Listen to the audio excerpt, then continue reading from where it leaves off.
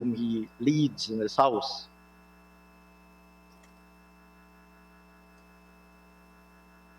The leader of the opposition made a number of important points, and I believe very deliberately adopted a stance intended to convey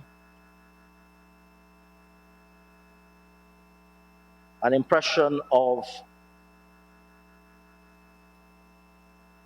magnanimity in some instances, statesmanlikeness in some instances. But it would be remiss of me if I were not to identify a few of the issues that he raised, just to illustrate the point that I'm making, that notwithstanding the pronouncements made by the distinguished leader of the opposition, the actions of the APNU-AFC in this House and outside of this House are in fact starkly in contrast with the stance that he attempted to adopt today. Mr. Speaker, the leader of the opposition spoke of the fact that the APNU-AFC is ready to work together for national development. As he said, the APNU-AFC is ready to act, ready to engage. Mr. Speaker, I contrast that statement with the invitation extended by His Excellency the President to former President Granger to meet at a forum of former presidents, which this was a meeting of former presidents, which despite the public pronouncements of how willing they are to engage and how eager they are to be consulted, a meeting of former presidents, an invitation by His Excellency the President to a meeting of former presidents was spurned by former President Granger. The opposition leader spoke, again, in a feigned tone of magnanimity about willingness to engage, trying to convey an impression of civility. But yet, sir, when His Excellency the President came on the 11th of February to address this very House in his inaugural address, not only did the APNU-AFC absent themselves from that sitting, but engaged in raucous behavior, raucous and vulgar behavior outside of this chamber and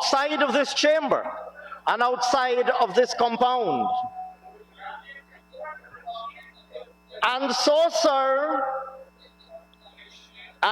sir, it is very easy to stand and say all sorts of things to try to convey an impression of what you are.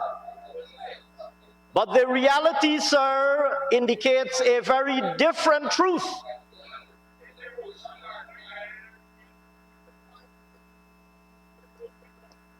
But you know, sir, what it discloses, in fact, sir, is that the APNU-AFC has no respect for the intelligence of the Guyanese people. They believe, and some of them said it. The honorable member, Mr. Ramjatan, spoke about somebody speaking to the gullible supporters. The Guyanese people are not gullible, sir. We don't believe that any Guyanese person is gullible. The Guyanese people are in fact far more sophisticated and far more intelligent than you might believe. So stop saying, and it was said, the record will reflect it. The record will reflect it. Well, of course, on the bloodsucker comment. Instead of standing here and saying all sorts of things that are intended to insult the intelligence of the Guyanese people, when people were watching with their very eyes, their own eyes. You don't think the Guyanese people were watching over the last 5 years? You don't think the Guyanese people were watching from May to August? Mr. Speaker, Mr. Speaker, Mr. Speaker, the Honorable Leader of the Opposition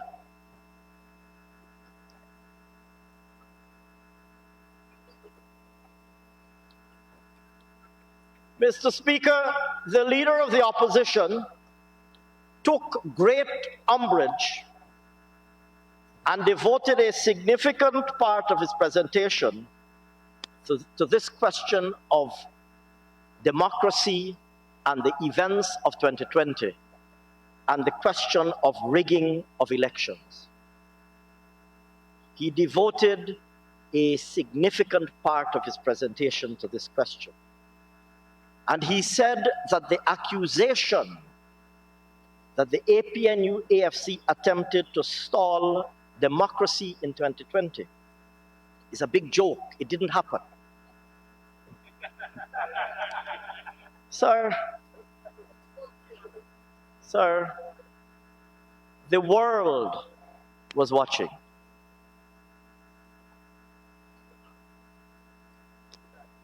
The world was watching, sir. And the world saw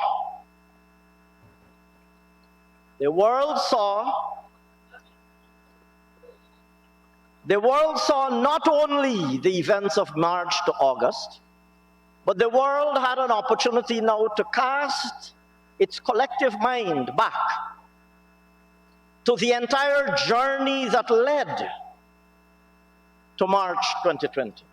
And I'm going to come back to that journey in a minute. But on the specific question of the role of the APNU-AFC in stalling of democracy,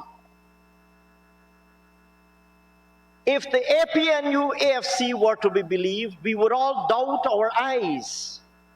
Did we actually see that in one moment the APNU-AFC agreed to a recount, but in another moment one of their candidates went to court to stop the recount? Was this something that I was imagining from Dubai or wherever it was that I'm supposed to have been? Did the world imagine that the APNU-AFC agreed to a recount, invited CARICOM observers to come back, and then deployed one of their own candidates to go to court to try to stop the recount, as the CARICOM observers were arriving at the airport? But the Leader of the Opposition and our friends on that side of the House will have us believe that they never made any attempt to stall democracy. Never happened. Never happened.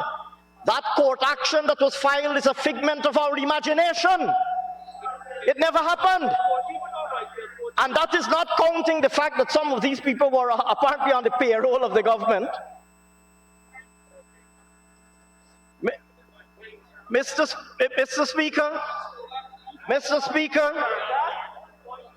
the Honorable Leader of the Opposition, the Honorable Leader of the Opposition would have us believe that we all imagined when the Carter Center was told, you cannot come back to Guyana. Can you imagine, sir, saying to the Carter Center, we are not permitting you to come back to observe the elections in the recount in Guyana? Barring international observers from coming back to observe the recount. Did we imagine that?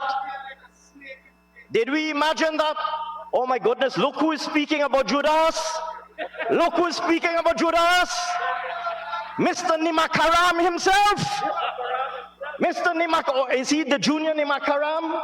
Is the rubber stamp the senior Nimakaram? Honorable Minister, remember you speak to me, and then secondly, my apologies. The language of the Parliament is English. Mr. Speaker, did we imagine these things? Do we remember, sir, that the CARICOM observers were brought in by a special flight and were waiting to observe the recount, as were representatives of all of the parties, only to be told the convention center had suddenly to be fumigated. Did we imagine that? Did the people of Guyana imagine that? And so, Mr. Speaker, I say, sir, to the opposition leader, it's okay to come and adopt this nice, magnanimous, statesman-like tone, but stop insulting the intelligence of the Guyanese people. They did not imagine all of those things. The fact of the matter is that the APNU-AFC were involved in an elaborate scheme to subvert democracy in 2020.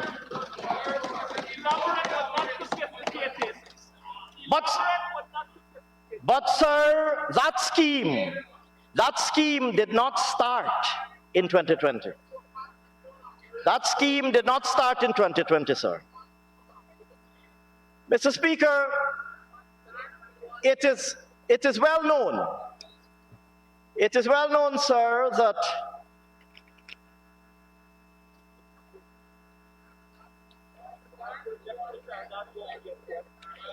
Mr. Speaker,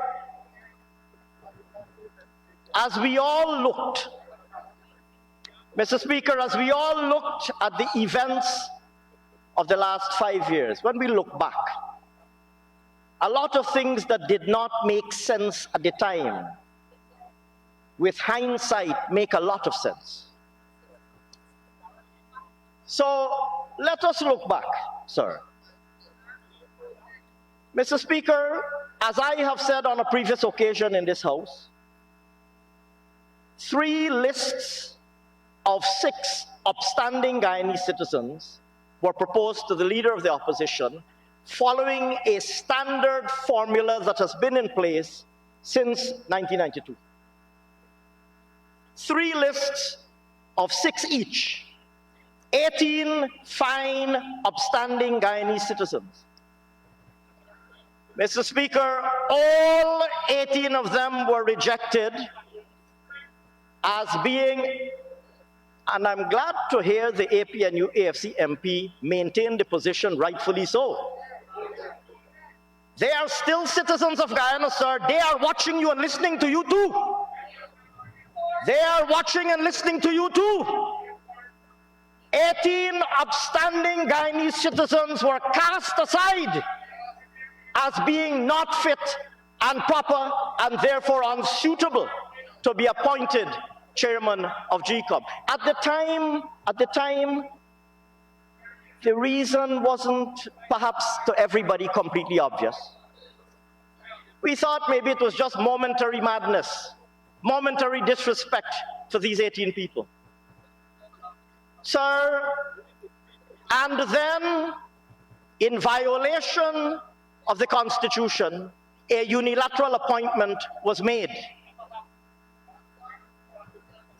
That unilateral appointment, sir, as we all know, would subsequently be struck down by the highest court of our land, the Caribbean Court of Justice, as unconstitutional, and rightfully so.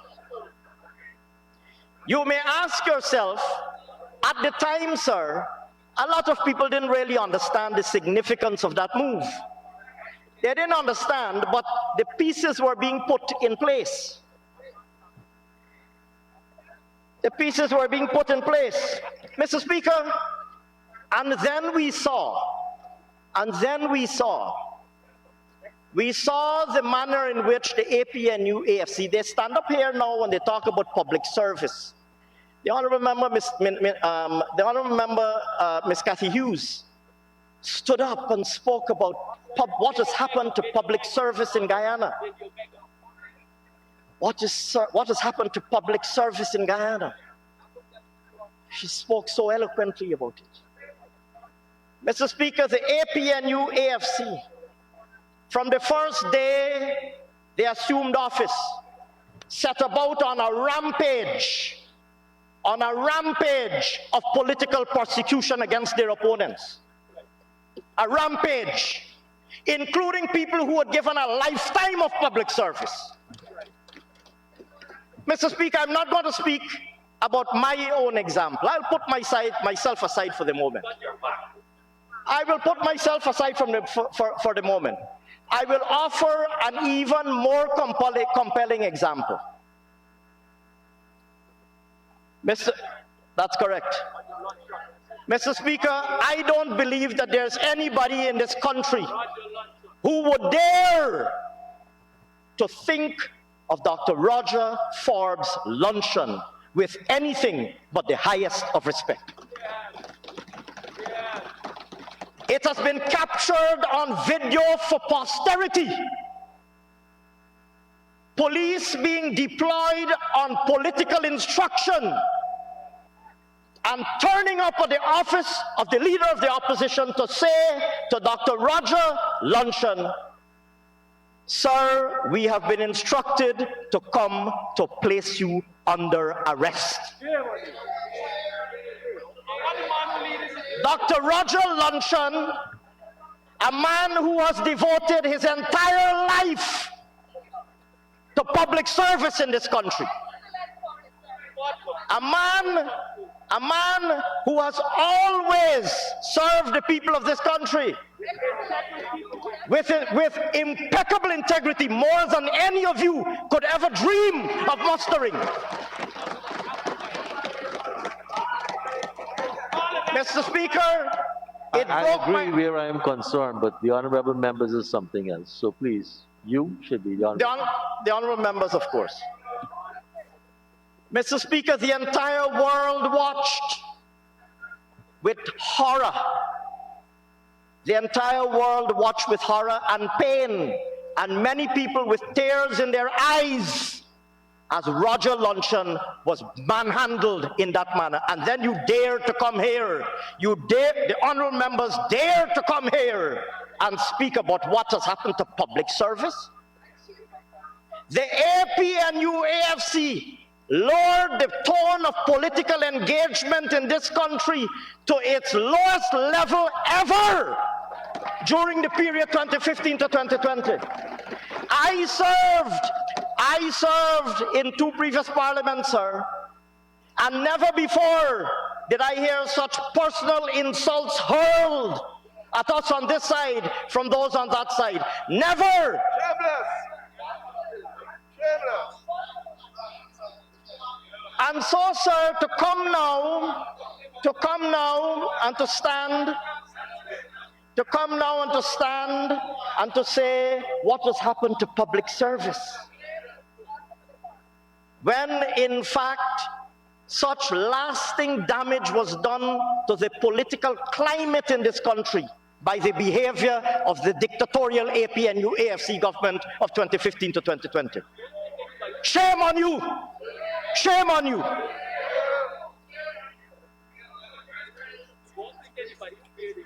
I haven't given my example as yet. That's going to be spoken of at the appropriate time.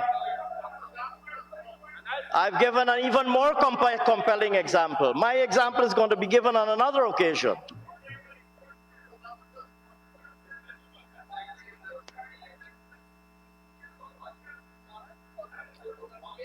You want to talk about my example?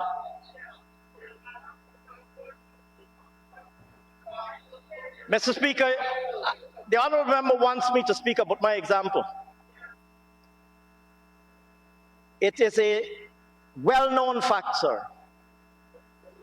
It is a well-known fact, sir, that the APNU AFC government spent hundreds of millions of dollars doing audits high, low, left, right, center, searching everywhere, found not a scintilla of wrongdoing on my part, and then trumped up charges.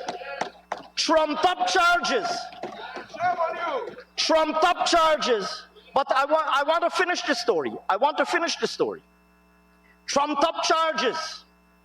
Sir, I came back to Guyana to face those charges. Voluntarily, sir. I came back to face those charges. And I attended court, as any law-abiding and respectful citizen would do. I'm not going to get into the legal merits of the case. The fact of the matter is, sir, let them say to the people what my wrongdoing was. Let them say to the people what my, you know what let them say to the people what my wrongdoing was. Unlike some of you over there, who were busy. Mr. Honorable members, if you want to call their parties a different story. Very well, sir. Unlike honorable members over there, who were busy. The Deputy Speaker included? Deputy Speaker excluded, sir. Always excluded. Always. Who were busy enriching yourselves at the expense of the public purse. Whether it is using public money to buy bangles and bracelets, whether it is contracting your own company to do business. I hear some talk about Video Mega, all this sanctimonious stand up and pretending to be decent. Sir, I didn't sell any land to myself. I didn't sell any land without public tender or without going to cabinet and get cabinet approval. Having gone through a fully transparent process and acting on the instruction of cabinet, sir, the APNU AFC government, knowing fully well that my integrity was unchallengeable, trumped up charges and brought me back to this country. But I'll tell you what, the story is going somewhere. It's going somewhere. Sir, I attended court. And after the court proceedings were finished, sir, after the court proceedings were finished, and I'm saying this because I want to put it in the public record. After the proceedings were finished, the court finished, I voluntarily get on a plane, buy a plane ticket, pay thousands of dollars to buy this plane ticket, to come back to Guyana to attend court. Voluntarily walk into the court, attended the court proceedings. Court proceedings finished, sir. I was then conveyed down the prisoner's chute. And as I went down the prisoner's chute, sir, there was a long line of policemen. Sir, I'm not exaggerating. I'm not exaggerating. I'm not exaggerating, sir. Sir, every single policeman standing there, without exception, apologized to me. And several of them said, sir, we want to say that we're very sorry to have to put you through this, but please understand that we were instructed politically to do it. Wicked. And sir, I will tell you this. In that moment, my faith in the inherent decency of the Guyanese people was restored. Sir, that dictatorial APNU AFC government, I didn't give Guyana nearly as much service as Dr. Roger Luncheon, but I think I've given Guyana a fair bit of service. That dictatorial APNU AFC government, after I came back voluntarily to appear in court, then instructed the policemen to put me in handcuffs and parade me there so that they can take a picture and put it on the front pages of the newspaper. And you dare to come and talk about decency? You dare to talk, the honorable members dare to talk about public service? Mr. Speaker, they believe, sir, that I would somehow have been humiliated or cowed by that. They believe that I would somehow have been humiliated or cowed by that. Sir, I wore those handcuffs as a badge of honor.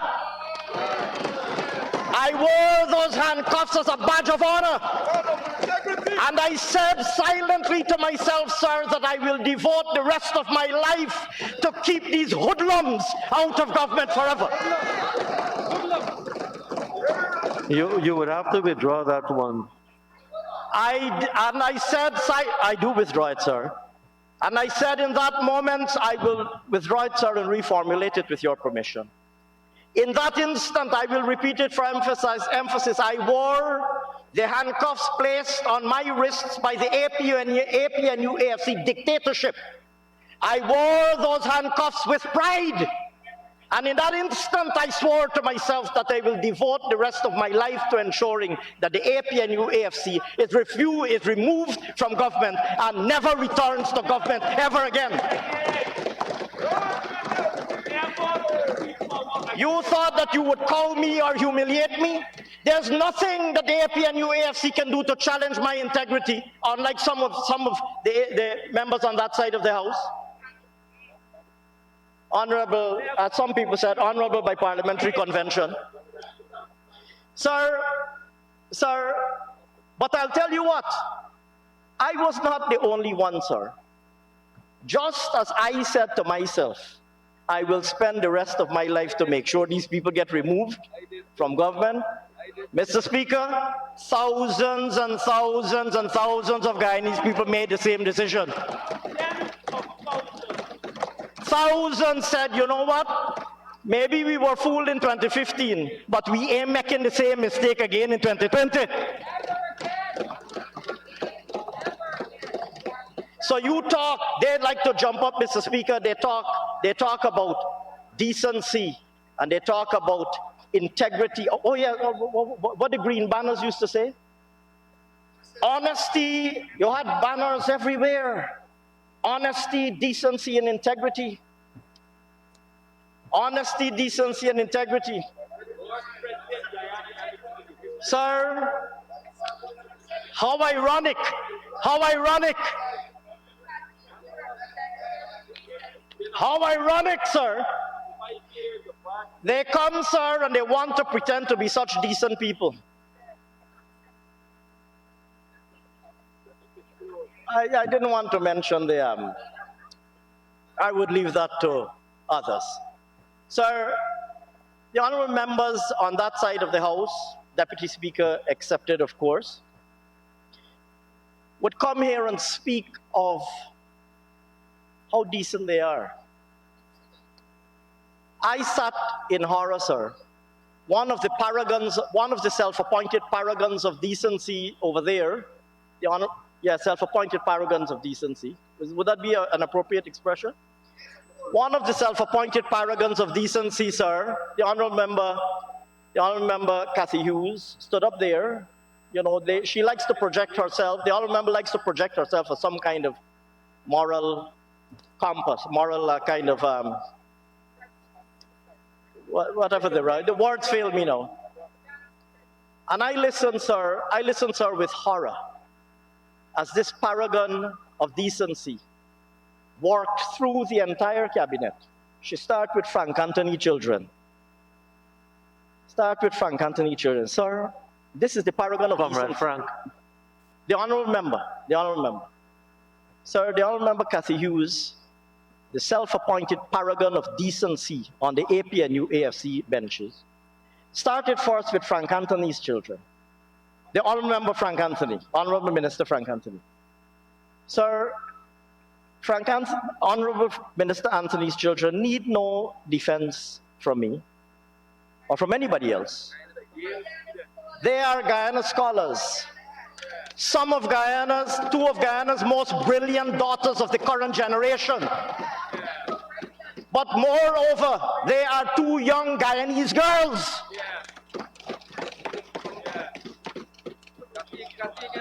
Brilliant young Guyanese young ladies. The paragon, and of course, if you listen to the honorable member, she is the defender of women, defender of all things that are decent, but has no shame, trying to impugn the integrity of two of Guyana's brightest young women. But not satisfied with that, sir. Not satisfied with that. She then moves on to Honorable Minister Manik Chan's children. Oh, you missed that. She then moved on and brought into the debate Minister Manik Chan's children. Minister Manik Chan's children are babies. They are babies. Bringing them into the debate. And then, sir, not satisfied with that, went on to former President Ramotar's son.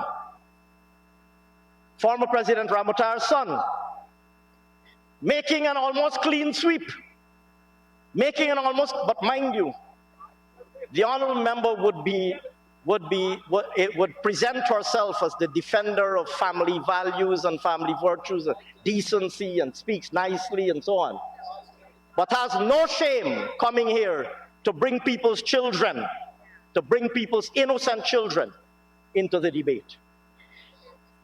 And so, Mr. Speaker, I make this point really to say that the Guyanese people have been watching and paying attention. The Guyanese people have been watching and paying attention. They were watching and paying attention for the last 5 years. They were watching and paying attention for the 5 months last year, and they've been watching and paying attention to the last 5 days. So don't panic.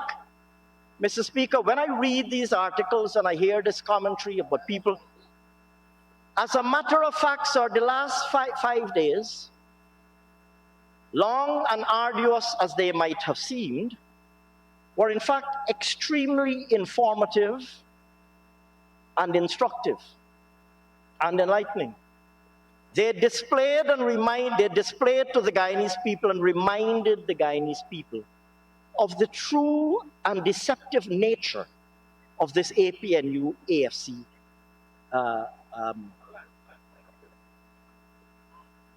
assortment. And you know, I say assortment because they are a disjointed assortment. They couldn't make up their minds over the 5 days. Some of them said the budget was a copy of their policies. Others said the budget is rubbish. Well, I don't know when you put the two together what they really meant. But you heard all sorts of random noises, disjointed, like I said, inconsistent with each other, and perhaps it might be a leadership problem. But I'm going to say this. I think, Mr. Speaker, that there are a few main points that I would like to make as I conclude this budget debate. First of all, sir, I want to say definitively that the people of Guyana are well aware that the APNU AFC coalition does not have the moral authority to serve as credible representatives of anybody in this house. Anybody. Not even, and you know, it's really unfortunate because 47% of the Guyanese people, is it 47? Thereabouts. It's really unfortunate, sir, because the truth is, but certainly not after the last 5 days, not to mention the 5 months last year. But sir, the truth is that the 47% of the Guyanese people that they profess to represent really do deserve better. Really do deserve better.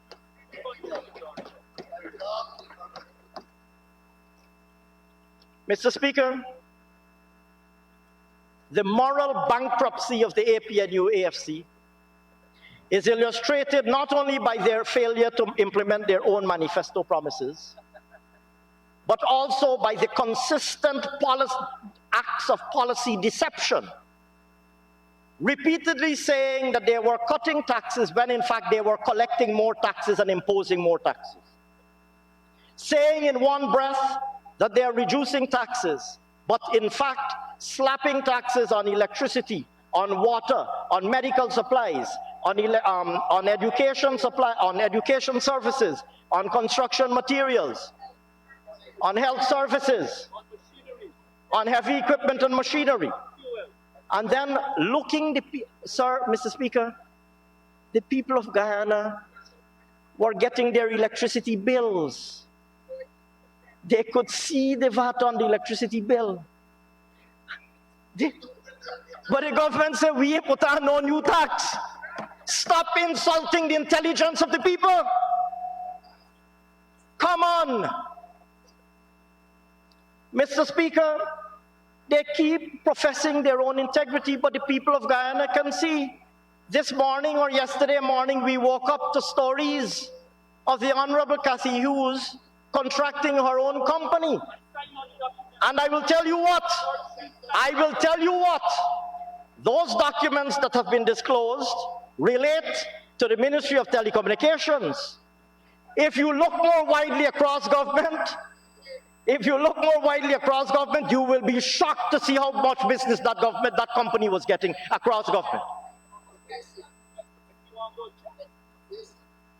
But they think people don't know. They think people are stupid. The land grab, sir. They believe that people don't know, but at the appropriate time, these things will be disclosed. They like to talk about Pradoville 1 and Pradoville 2. Sir, if you count up how many of them were busy grabbing, you know why they were holding on to power between March and August? You know how many of them get land between March and August? Sir, when the facts are disclosed, it will be discovered. You've lost me. I don't know who they were. And well, sir, when the facts are disclosed at the appropriate time and the charges are laid, you will see, in fact, they talk about Pradoville 1 or 2. They were busy establishing, I don't know what to call it, perhaps Riggsville, because the riggers were there. They were busy establishing a Riggersville, populated by themselves and their family. They think people don't know. They were busy, sir, creating a Riggersville where I don't want to talk about anybody's children, sir. So I'm not going to do that. But they were busy establishing a Riggersville, giving themselves, and they believe people don't know, sir. They come here, what was the phrase used? Sanctimonious? You can't use gangster. My apologies, sir. You can't use the G word. Oh, no. It wasn't I was... And please, it's the honorable members or comrade. That's the SOs. Certainly, sir.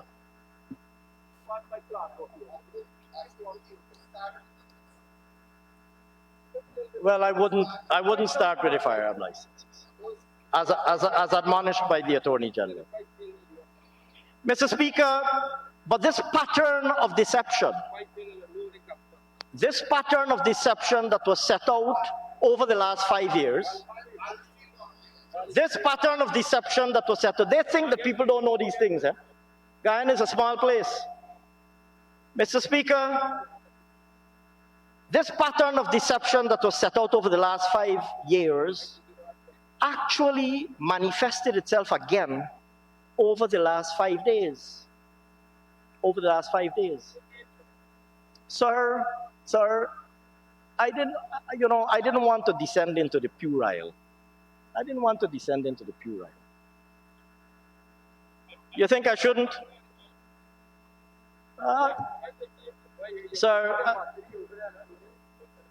Sir, the litany of untruths and misrepresentations in full view of the world at large. Sir, they started out, I think their first speaker placed her trump card. You know what her trump card was? Oh, well, yes, of course, that one. There was one that I took a little bit more personally. Her trump card, putting aside the rant, the race-based rant, her trump card, her pièce de résistance, was that the finance minister didn't thank his staff. So that was like the trump card. She said it like she was delivering a knockout punch. It was the honorable member Anand Prasad spoke about floating like a butterfly and stinging like a bee. The honorable member, which we all know is a boxing reference, a reference to the man who, Cassius Clay, Muhammad Ali. The honorable member, Amanza Walton Desir, stood up, and delivered what clearly she felt was her punch, her knockout punch, that the finance minister didn't thank his staff. Sir, not only was it on video and captured in a Hansard, for permanent, the Hansard is the official record of what the proceedings of this House are. Knowing fully well that this was not true, after the user caused to be circulated the official record. They're still repeating it. And you know what, sir? What's the motive? They want to somehow say to my staff that I didn't thank my staff. They are so simple-minded, sir. Mr. Speaker, I almost born and grew up in the Ministry of Finance, right? Some of them were still running around in their short pants when I was already working in the Ministry of Finance. These people who comprise my family, the staff of the Ministry of Finance are my family. I have been in the Ministry of Finance for 20 years, 2001 to now. I don't believe that there's anybody who got married when I was around and in the country whose wedding I didn't go to. I don't believe there's anybody working in the ministry whose child would visit the ministry and they won't bring their child upstairs to see me, or I won't go downstairs to meet their child and gaff with their child. If their parents ain't feeling good, they can come and tell me their father ain't feeling good. And I'm going to stay in touch with them and they'll keep me. But these people are my family, sir. To be so simple-minded to come here and parrot this thing like somehow Ashni Singh, the staff of the Ministry of Finance, the staff of the Ministry of Finance will think, oh my goodness, the APNU AFC is so good to us. Yeah, she was reading. She was reading faithfully. Most of them read very faithfully. It was comical, sir. But there were other things. And I'm making this point really just to say how simple. I mean, I suppose if you're simple-minded, you kind of assume that the whole world is simple-minded too. So you kind of assume that, well, everybody's stupid. They're going to believe any stupidness we tell them. And I repeat again, don't insult the intelligence of the Guyanese people. Do not insult the intelligence of the Guyanese people. You thought you could have done it from 2015 and 2020, and they put you in your place. All sorts of misrepresentations. All sorts of misrepresentations. The budget had no provision for COVID vaccines. The budget is projecting a... Sir, I want to relate a story. I want to relate a true story.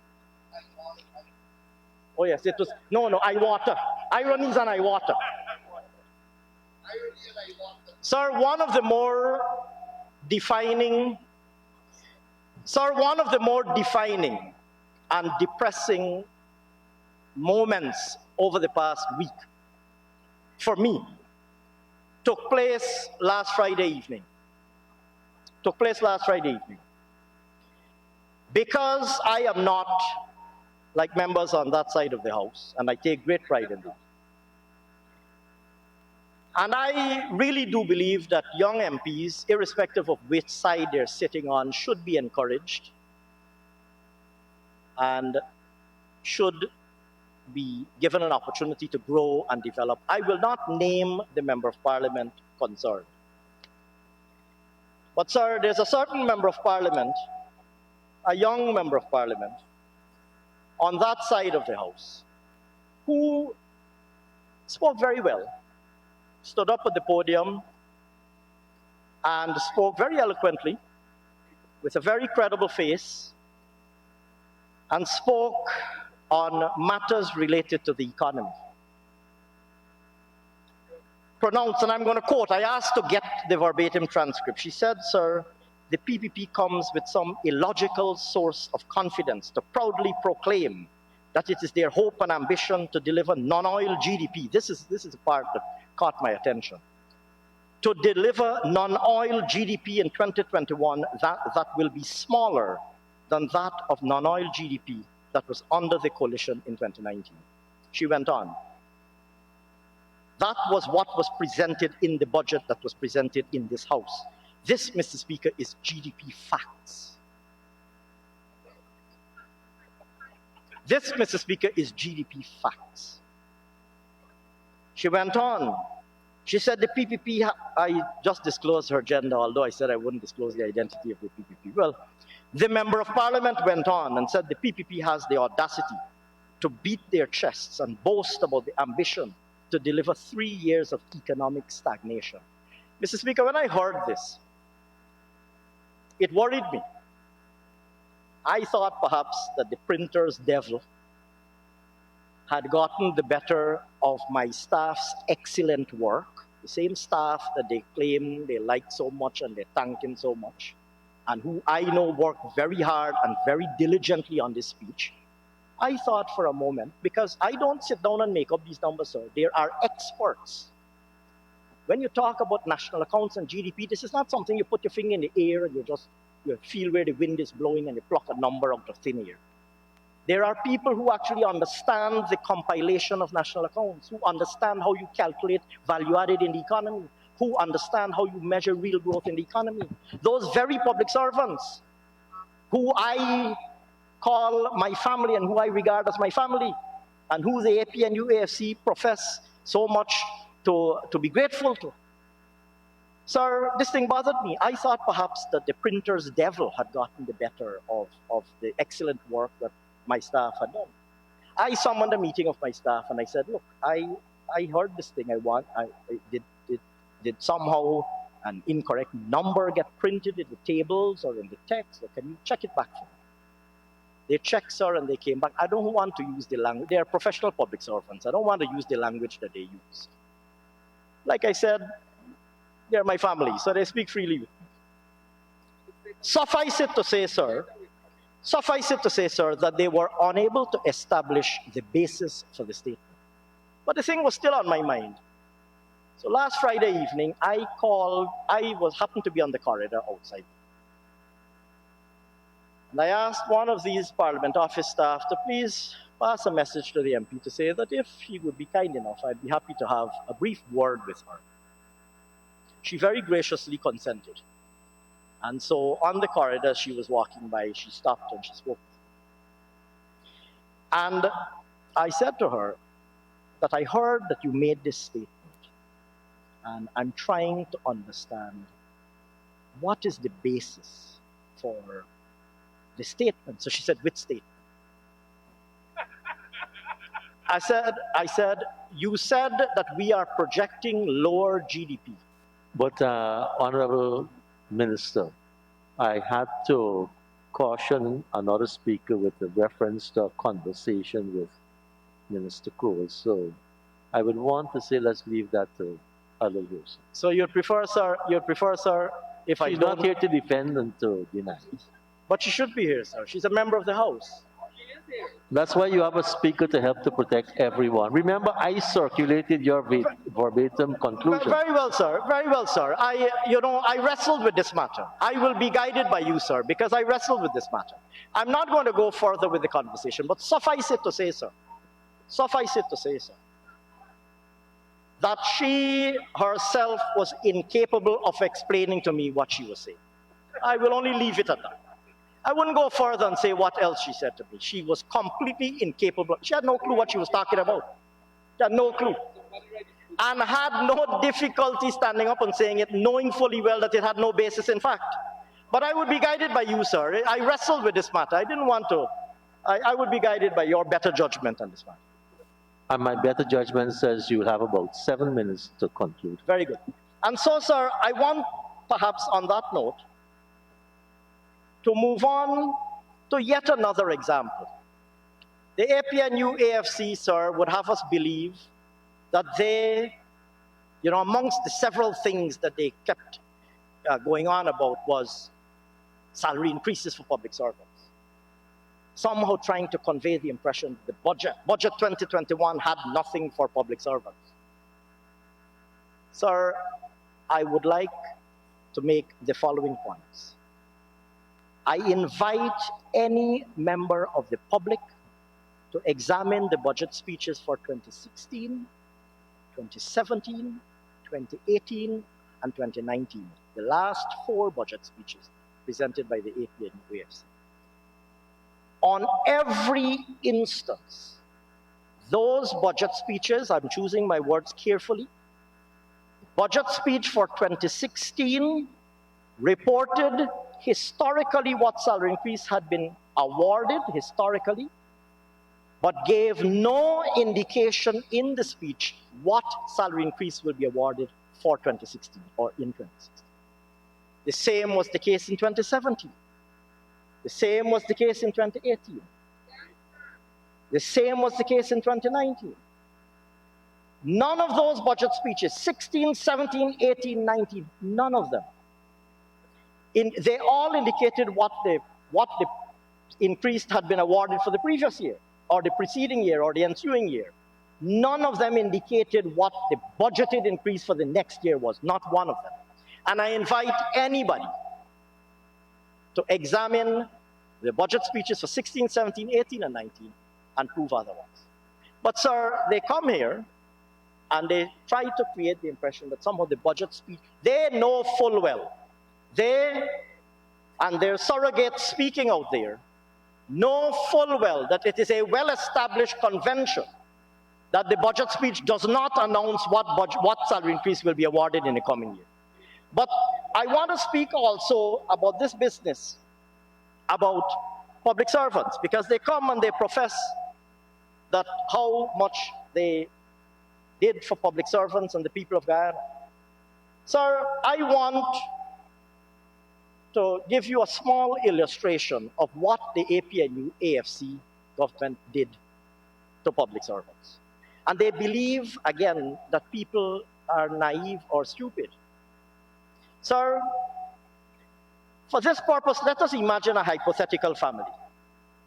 A family comprising perhaps a couple, a husband and a wife, maybe, let us say, hypothetically, a policeman and perhaps a teacher, living maybe on the lower flat of the family house. Let us say maybe the wife's father lives upstairs. He's a pensioner, he's a retired public officer. And his son, let us say he's a doctor in the public healthcare system. So this family comprises the patriarch of the family and his son, who is a medical doctor in the public healthcare system. And downstairs, the lower flat of the house is occupied by the daughter and her husband, a teacher and a policeman, and their 3 children. Mr. Speaker, this is a family like our family. Many of us can relate to that. That is our family. Or it's a relative of ours or a neighbor of ours. All of us either belong to a family like that or we know a family like that, or many families like that. Sir, first of all, they promised all of the public officers in that house, the doctor, the teacher, the nurse, the policeman. In their manifesto, they promised a 20% salary increase and never delivered it. That's the first point. Secondly, sir,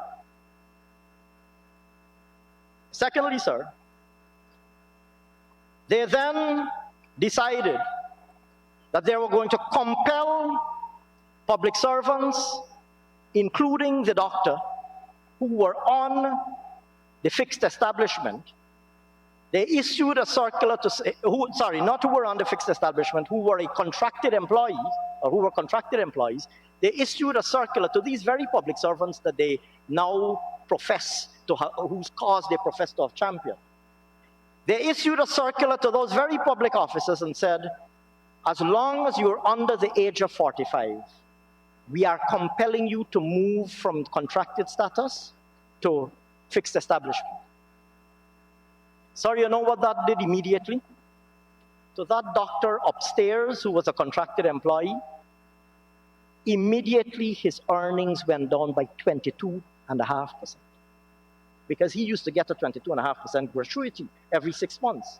He wanted to be on contract gratuity terms because he's a young man. He just graduated as a doctor.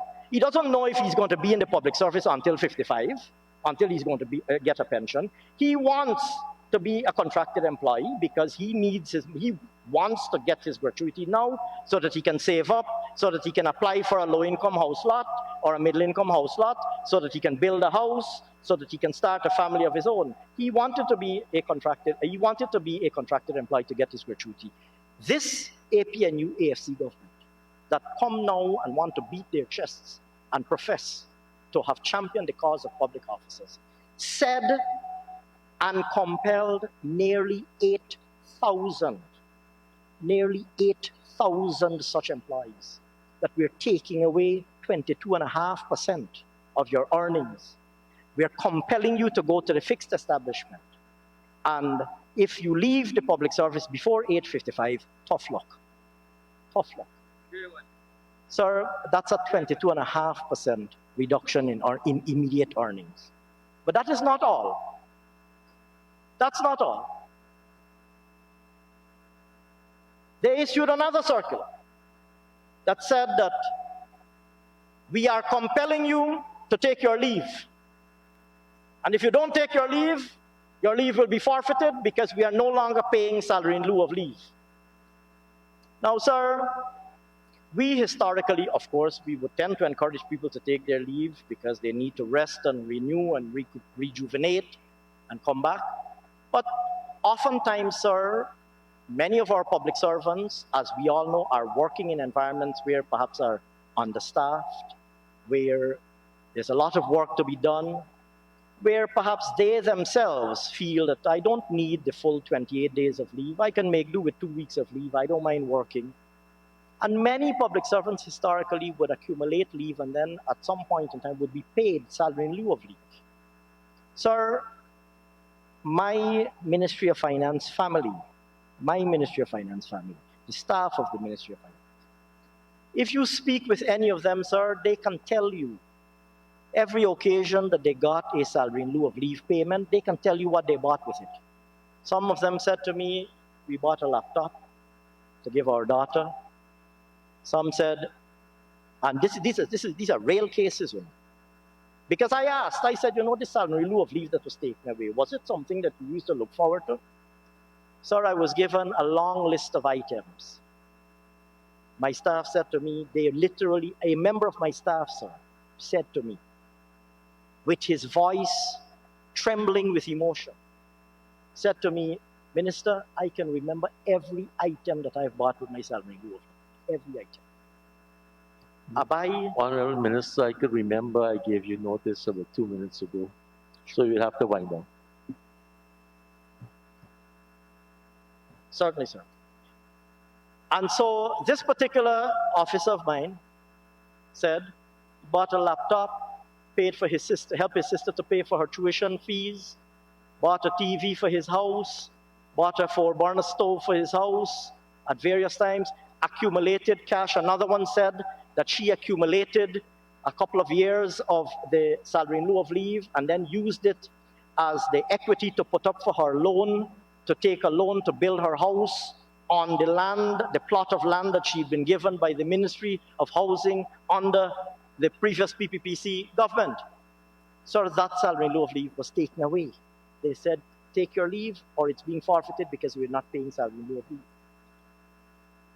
And so when you accumulate the impact of those developments, not to mention, sir, that the mother downstairs with her 3 children, who were school-age children, lost in an instant a $10,000 cash grant for each of her children. That's $30,000 a year that was taken away from her.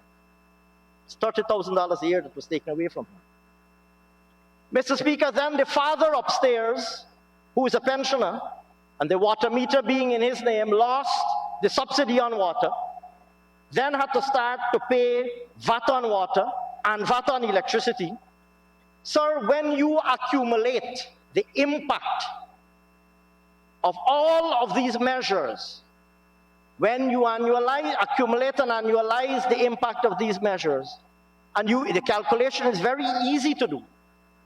The calculation is very easy to do. The impact on that family, which I just described to you over a 5-year period, and you can do the numbers.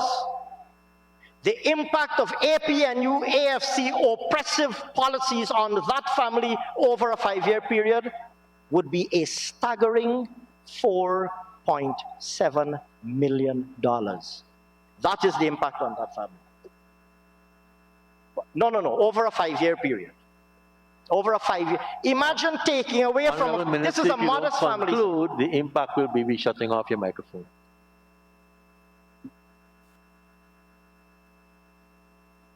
I make that point simply to say, sir, that the people of Guyana are not as naive or as gullible as the APNU AFC would have us believe. The people of Guyana are far more sophisticated than that. And the people of Guyana spoke in March 2020 and rejected the oppressive policies of the APNU-AFC. The people of Guyana watched on in astonishment from March to August 2020. And even more of them were hardened in their minds, sir, that the APNU-AFC neither has the moral authority nor indeed the technical competence to be in government. And sir, my final word would be, the last 5 days, sir, happened for a reason. The last 5 days demonstrated once again to the people of Guyana that the APNU-AFC has nothing constructive to offer Guyana. And that is why, sir, the people put them where they are and put the People's Progressive Party Civic where we are. Mr. Speaker, it gives me great pleasure to commend Budget 2021 to this Honorable House. Thank you very much. Thank you very much, Honorable Minister. Thank you very much. Honorable members, the general debate on the budget has just concluded. Before we adjourn, we will consider and dispose of the report of the Business Subcommittee of the Committee of Supply on the allocation of time for the consideration of the 2021 estimates of expenditure by this committee. We will have to go into Committee of Supply for this purpose. The Assembly will now resolve itself into Committee of Supply.